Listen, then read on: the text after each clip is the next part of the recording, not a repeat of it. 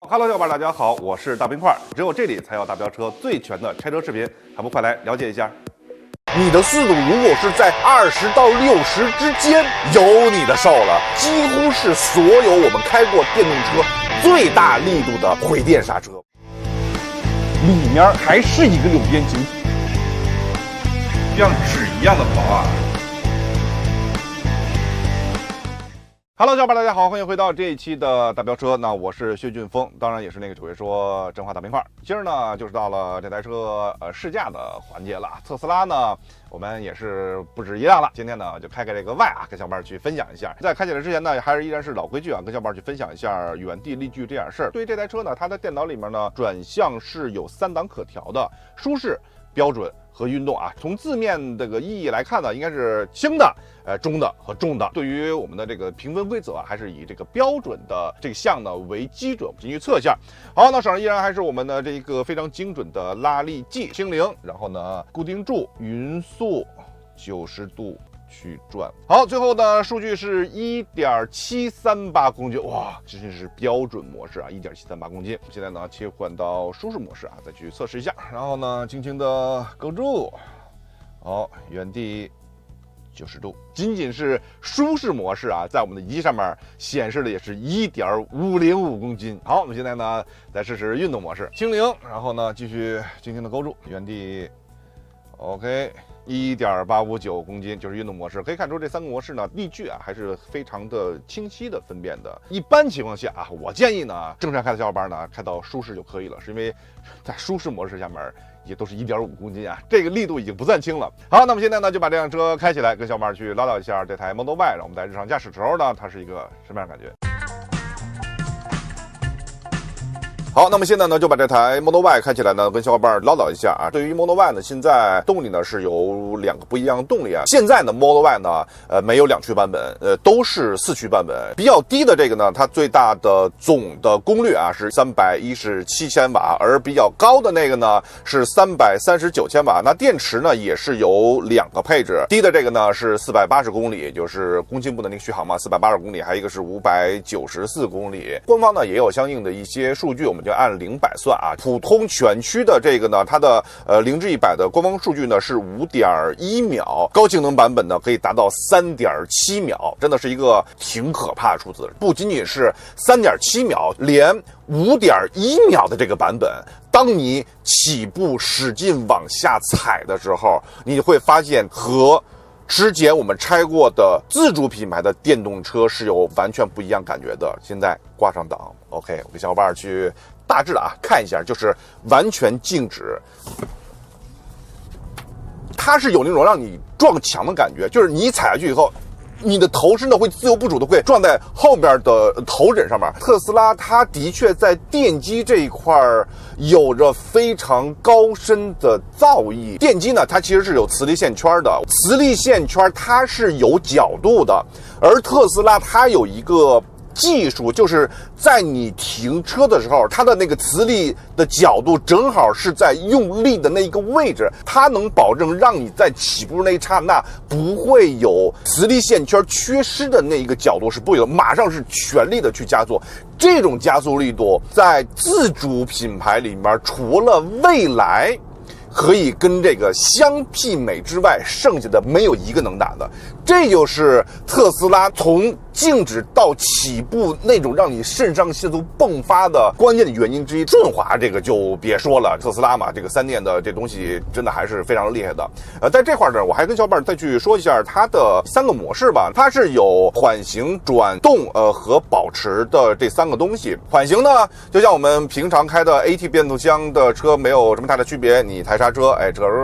就是慢慢有一个所谓啊叫做蠕动这个功能。而转动呢，它是一个什么样的概念？是你需要踩电门它才能走，你不踩的话呢，它是会溜，就像空挡溜一样。你给电，哎，滑起来了，然后你松呢，它不会有额外刹车的力度，而保持这个选项呢，就是你抬油门的话呢，它是一个刹车力在里面，这个是它3个最大的区别。行啊，这就是起步这样事儿。紧接着呢，还是说一下底盘吧。从一开始到现在，我还是会承认啊，它的底盘是会有长进的。在我印象中呢，底盘质感最好的是 Model S， 后来 Model 3呢，虽然我们也拆过了，然后底盘这块呢是有一定的缩水，但是它的整体的质感其实还是很 OK 的。包括说这台 Model Y 呢也是不差的，并没有太多让我会觉得不适的地方。但是呢，这台车总体来说是偏硬的，路面的那些震动啊是比较明显，能传到驾驶室。相比 BBA 这一块柔度的这个拿捏程度呢，特斯拉还是会欠一点，它是会比较直接，但是它的直接呢又没有让你感觉，之前聊嘛，就是什么大铁棍的触地啊，就没有那么夸张，但是呢你能够感觉很直接的传给你。它的整个的底盘调教呢是属于偏硬一点或者偏运动一点的。这台车的左右的支撑的话呢，没有 Model 3好，虽然说轴距啊跟这台车是差不太多的，但是 Model 3会给你感觉很灵巧很扎实的感觉。这辆车呢因为毕竟是台 SUV 嘛，它的车高会高一些，所以说在这种转向的侧压的这种情况下呢，这台车的确不如 Model 3好开。这台车的转向呢，在低速转向的时候呢，会让你感觉特别的沉，它也不是原地转向，就是低速转向的时候会让你感觉这个方向里面呢会有一些不匀称这种东西在里面，开起来的话呢还是很流畅的。总的来说 Model Y 没有 Model 3好开，当然呢我说动力包括说它的传动这块呢无可挑剔，真的就是电车里面我还会认为特斯拉的传动这块是无可挑剔的，但是底盘这块你的转向这一块没有 Model 3来的那么的细腻，没有 Model 3来的那么的精致，跟 Model S 比的话呢还是有一定区别。这个呢是一个这个车大致的一个感觉吧。半途加速这块啊，我实在是不想再去聊太多了，因为它真的很快，知道吧？而且现在还不是一个满电的状态，1/3左右，就是哇随踩则有，非常的让你愉悦，花不多的钱能够让你感受到以前只有在100万级别甚至1000万级别超跑才能拥有的那种加速感。这个是特斯拉从 Model S 成功到现在的秘诀之一。当然这个车呢有一个特别大的槽点，因为以前呢特斯拉呢关于回电这一块是因为电动车嘛，在你抬油门的时候呢它是会有一些回电的力度的。之前的特斯拉包括说几乎所有的电动车都是有档位可调的，除了我们之前开的那辆一创啊，一创是全智能，一创的这回电可以说是我开过这么多车里面最棒的一个。真的这辆车吧它也不能调是吧，老版本还是有的，现在这个版本一概取消了这个功能。如果你开得快一点，比如我现在这条路限速是100啊，我现在开到90，你一抬油门的时候呢会觉得拖拽力是有一点点大，但起码呢它不太会影响你的一个主要的驾驶感受。速度高点啊没问题，70-80公里不会让你感觉有太多的不舒服的感觉，但是啊你的速度如果是在20到60之间，哇，这个东西啊有你的受了，几乎是所有我们开过电动车最大力度的回电刹车。你开的稍微慢点，你一抬刹车就是正常来说啊一脚刹车进去了，你时刻都是油门刹车油门刹车油门刹车，真的啊但凡有点这晕车的500你能让后边吐了，真的它已经影响你的这种驾驶的舒适度了。昨天的时候呢我跟小伙伴去聊啊，说这个特斯拉 Model Y 空间也大了是不是，然后呢内饰呢跟Model 3相比的话我是有长进的，好感其实挺多的。当你开上这个车的时候，就这种刹车调节的力度立马让这辆车的好感，至少是我的好感啊大打折扣。对于一般的轿车来说呢，我不想给油了，我怎么办呀？抬开油门对吧，有一个自然的弱力的发动机制动，然后让车的往前滑对吧，我在想快的时候呢我一给油又走了。这个车不行，是因为呢你慢，刹车来了，你看我刚才绝对没踩刹车，它这种刹车力度吧，你要想适应怎么适应的，你的脚不能从电门上离开，快你用油门控制，慢你也用油门控制，你得练到黄金右脚，你才让这辆车开起来正常一点。但是呢那种感觉呢低速就没有了，因为这个里面还有一个叫保持模式嘛，它没有保持模式，是全段的都是一种大的刹车力度。我们在标准的这个转动模式下的时候呢，低速还算正常，但是中低速的时候，简直就是太考验我的右脚了。但是呢，这也是在城市里面驾驶用的最多的一个速度。我们也是查了一下，说为什么把这个功能给取消了？不仅仅呢是我们这台车没有了，是现在所有特斯拉的版本都没有了，并且是全球的形式。据说啊，美国呢，特斯拉也很多嘛，他们呢就是因为这种力度调节的问题，有一个人呢可能调了一个大力度的这个回电啊，他开习惯以后呢，有些呢他给调成这种小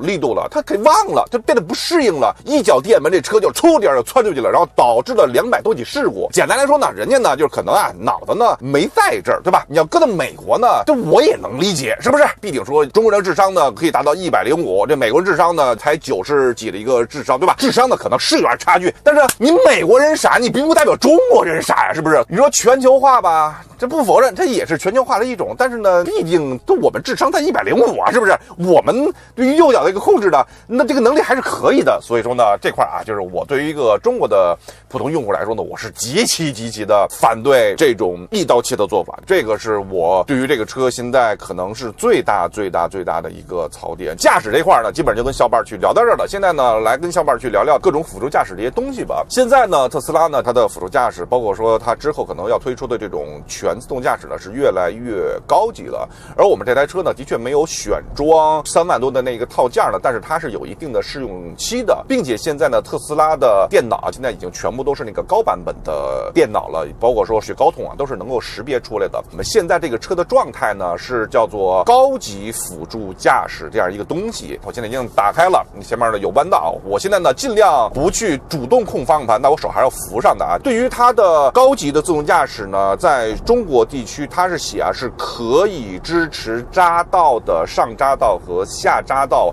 包括高速的什么自动超车的这一块东西。当然这个呢我也试了，我不否认现在的特斯拉的 AP 的这些东西啊是要比之前好用的太多了。最早拍 Model S 的时候呢，我举一个例子啊，就是包括说它的自动转向。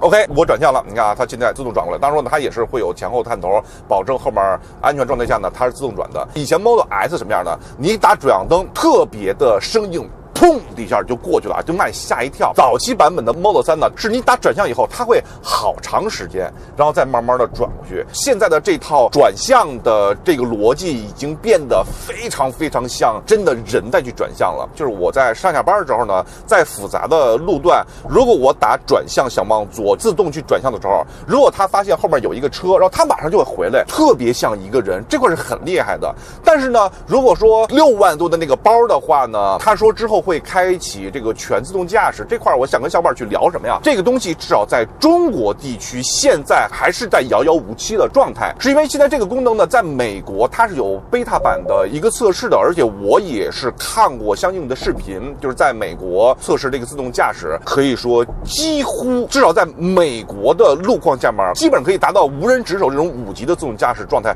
这个是非常厉害的一件事情。但是这个东西在中国现在还是遥遥无期。而且呢，3万多的这一个高级自动驾驶包呢，召唤功能这个东西啊，我就觉得说实话真的没用。而匝道的上匝道和下匝道呢，这个也不是100%的可靠，是因为我测试过几次中国的路嘛，就是你上完匝道以后呢，它是会有一个2条道并成1条道的这种状态，这辆车就识别的是比较差的，就是它不太会去看左边的一个车，不止一次我要去强行的把它给并过来。我会觉得就是现在特斯拉无论叫做完全的那种驾驶包还是叫做高级驾驶包，在我看来这个钱花起来是没有意义的。对于我们日常的驾驶来说，原先自带的这个基础版的 AP 就真的已经够了，除非说有一天中国地区可以开启完全的自动驾驶，我才会觉得它的这套东西才有更多的实际意义。到现在为止，除了你打一个转向可以有一个自动变道之外，其他的都完全的不可靠，还是会做出那种很危险的举动，这是有这种可能性的。所以说呢，还是不能掉以轻心啊。前面就要去出匝道了啊，挑战一下，看看这个车能不能自动的出匝道。好，我们再打一个右转向啊。它现在这个并线做的还是很智能的，这个它的安全的级别，我会认为至少说不会像之前那样特别让我脑子去紧绷。我要出匝道了，看它行不行。出了啊！这个我没有办法去完全的放心，哎，就是完全那种交给你来做啊，这种信心就是还是没有的。所以说，还是之后有了完全的自动驾驶，我觉得再来去测试它这套强大的硬件，我觉得才更有意义一些。其实这台车呢还是很好开的，除了它的那个刹车的力度，你看看我绝对没踩刹车都快停了啊，需要很长时间去适应的。我还认为特斯拉呢这种非常有前瞻性的公司，它的硬件包括说它的理念呢，还是站在了电动车的更高了一层。行，今儿呢试驾呢也跟小伙伴去聊到这儿吧。紧接着呢就是一些这个车相应的测试，那我们一会儿再见。最后呢，会有几项相应的测试。对于这台 Model Y 呢，它是一个电车啊，就没有汽油车那些噪音啊、震动这些东西了。所以我们直接呢就进入到车漆的测试。先在引擎盖的中央呢去找一个基准点啊，在绕车一周呢跟小伙伴去分享一下喷漆的色差是一个什么样的状态。好，首先第一步，先来取一个值 ，OK。好，那绕车一周测试完之后呢，再跟小伙伴去公布答案。最后测得的色差值啊，最大呢仅仅只有0.41，这个值是非常非常低的啊，并且是在前面的杠皮这块儿，其他的位置呢也基本上是在0.2到0.3之间，最大值是0.41，整体来说啊，色差还是 OK 的。接下来呢，就看看这台车的大灯到底是什么样的状态，我们去看一下。好，那现在到了这台 Model Y 的最后一项测试，就是大灯的测试。当然呢，对于 Model Y 呢，现在啊全系有2个配置，都是 LED 大灯的形式，并且呢，它的远近光啊都是 LED 的。当然，我们最后呢，还是要用我手上的仪器呢去看一下，实际的数值到底是多少。好，我们来看一下 Model Y 的大灯是一个什么样的表现。最后呢，它的数值呢是定格在了6560勒克斯，就是这辆车的最大通光量啊，也算是一个比较亮的状态了。那我们也是可以直观的看到，打在我们这个背景板上面呢，也是会比其他的车的确会更亮一些。之后的几天呢，就跟小伙伴去分享一下这台车里面到底是什么样的。理论来说，Model Y 呢跟 Model 3呢应该是差不多的，但是呢，我们也是会发现啊，对于特斯拉而言呢，它的确是每一代车型都是会有不同的变化的。那这台 Model Y 会不会在 Model 3的之上会有更好的工艺之类的东西呢？这就是之后几天想跟小伙伴去分享东西。行，今天呢就跟小伙伴聊到这儿，我就是那个不用看别人脸色，自己车自己做主大冰块，当然也是那个只会说真话的大冰块。那么这台 Model Y 的拆车，我们再见。那今天的节目呢就到此结束了，还是非常感谢小伙伴们的观看。那我们在这里的视频呢，会跟我们微信公众号的视频会进行同步更新的。如果喜欢我们的视频，别忘了点击下面的订阅，当然呢还要关注一下我们的公众号大飙车。我们下期节目再见。